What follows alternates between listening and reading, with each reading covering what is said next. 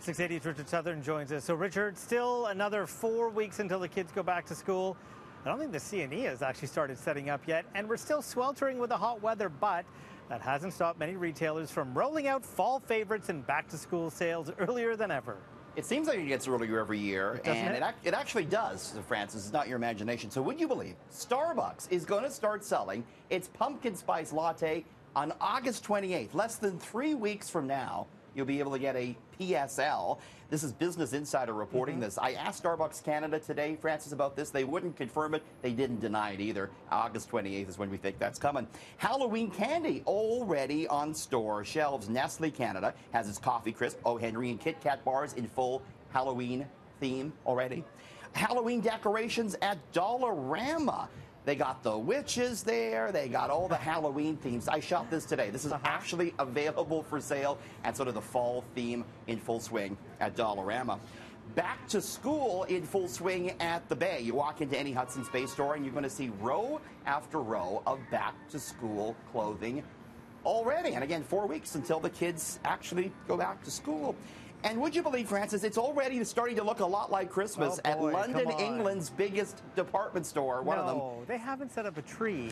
This is Selfridges. They have they've gone old Christmas, 300 products for sale. There's even royal family themed ornaments. Anything you want Christmas at London Selfridges department store already, Francis. Well, now you know, Richard, it's never too early to start thinking about my Christmas present from you. So, what do you want this year? Remember, what did I give you last year? I gave you a beard trimmer. You gave me the beard trimmer, so maybe. And, you know, speaking of beards, goatees, and stubble, it's actually affecting the bottom line of some big companies. Yeah, because they're back in style. You and I, my friend, are trendsetters, as you know. Are. Yes, you and I. Yeah, we are. And, you know, facial hair is back in style. It's bad news for Gillette, the men's shaving brand owned by Procter & Gamble. Yeah, because that guy right there with the umbrella, he saw you and said, I need a beard. He said, I want to be like Richie, right? And Francis. Anyways, Procter & Gamble says men today are not judged negatively when they skip a shave.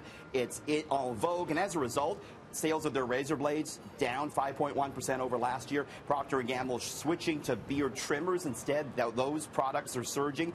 Gillette says its research finds the average man shaves just 3.2 times a week now. So it's the shifting trend in the razor industry because of guys like you and me. Yeah, you know, the problem is, like, you know, during vacation, I don't really shave, and then the gray hairs start coming in. You're like, oh boy, too soon. Get that off.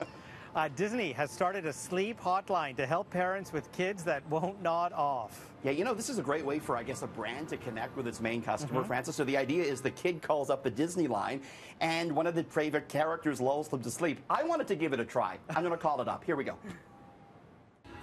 Hi there. Welcome to Disney Store's Sleep Shop Hotline. Press 1 to hear from Mickey. Press... Hiya, pal. It's me, Mickey Mouse. Hey, Mickey. Oh, I sure am glad you called.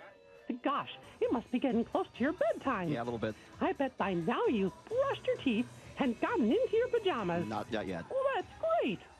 Pluto and I just finished brushing our teeth, too. Okay, I'm on with Francis. Tonight, I think I'll read Pluto his favorite story. Okay. It's about a brave dog who helps a lost bunny rabbit find his way home. Sounds interesting. Well, it's time for Pluto's nighttime walk, so I'd better go. Good night, pal. Good night, Mickey. I hope you have sweet dreams. You too.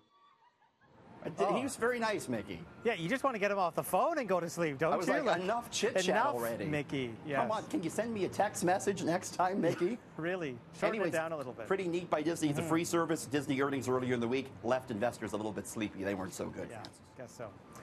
Could it happen here? New York City has just put a cap on the number of Uber and Lyft vehicles. Big news, and yeah, it could set sort of a trend for perhaps other cities. So New York City Council approving a 1-year cap on new licenses for the likes of Uber and Lyft. Also setting a minimum pay standard for drivers. New York City becoming the first large city to impose such restrictions. You know, for generations, the yellow taxi cabs in New York City were limited to the amount of licenses that they could have at 13,500. They were angry, of course, when the ride-sharing companies come in with as many drivers as they want. So this representing a big change. And I think I heard there are something like 80,000 Uber drivers in New York City. It's crazy. And it adds to the congestion, of course. Yeah, absolutely.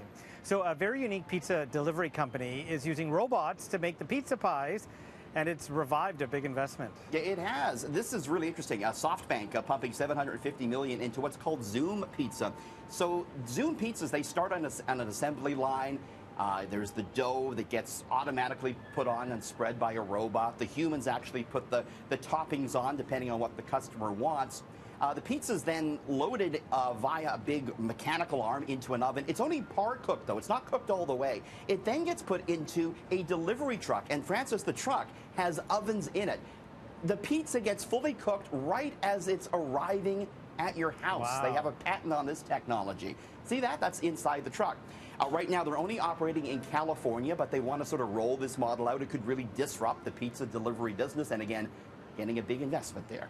So do they time it then? Because if they do multiple stops along the way, they time it. They time it. They use GPS to sort of figure out when they're going to be arriving at your house, and the pizza comes out of the oven right away. It's pretty cool. But is it still 30 minutes or free? That's the question.